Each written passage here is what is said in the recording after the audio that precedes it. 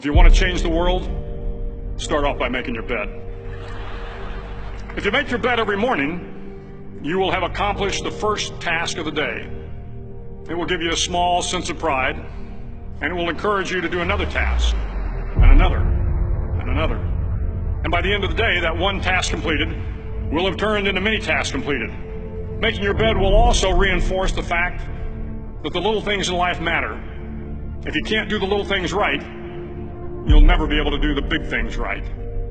And if by chance you have a miserable day, you will come home to a bed that is made, that you made. And a made bed gives you encouragement that tomorrow will be better. To pass SEAL training, there are a series of long swims that must be completed.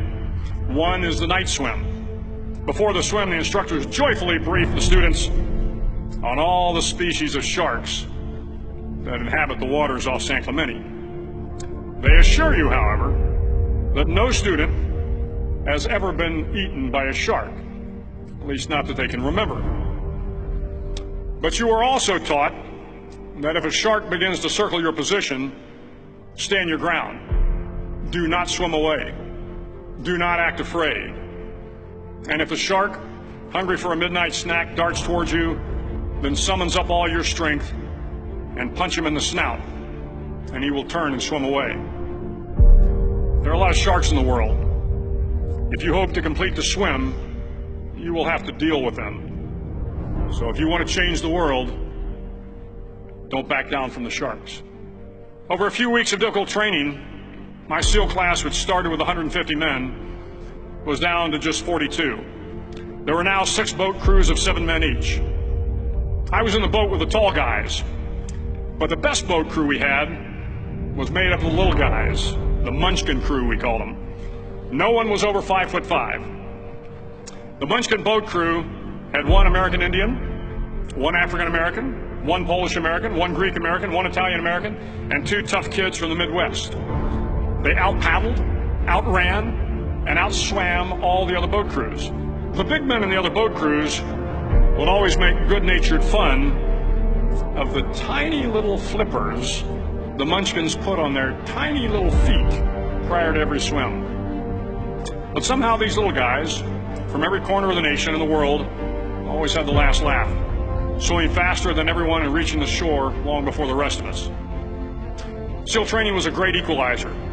Nothing mattered but your will to succeed, not your color, not your ethnic background, not your education, not your social status. If you want to change the world, measure a person by the size of their heart, not by the size of their flippers. The 9th week of training is referred to as Hell Week.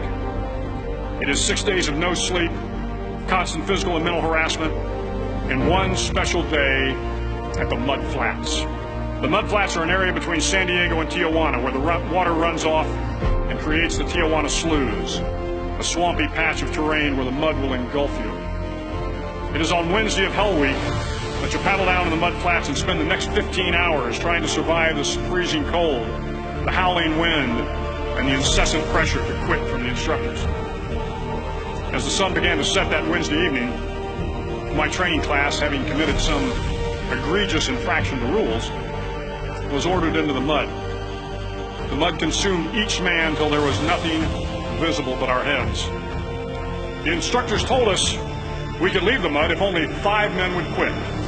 Only 5 men, just 5 men, and we could get out of the oppressive cold. Looking around the mud flat, it was apparent that some students were about to give up. It was still over 8 hours till the sun came up. 8 more hours of bone-chilling cold. The chattering teeth and the shivering moans of the trainees were so loud, it was hard to hear anything. And then, one voice began to echo through the night. One voice raised in song. The song was terribly out of tune, but sung with great enthusiasm. One voice became 2, and 2 became 3, and before long, everyone in the class was singing.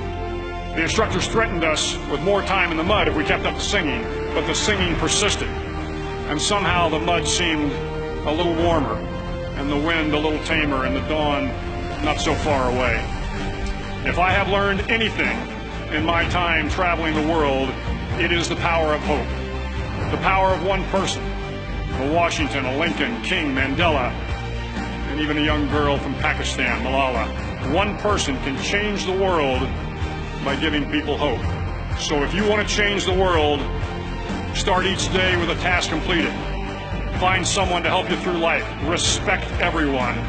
Know that life is not fair and that you will fail often.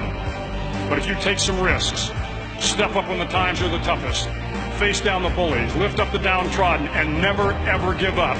If you do these things, the next generation and the generations that follow will live in a world far better than the one we have today. And what started here will indeed have changed the world for the better.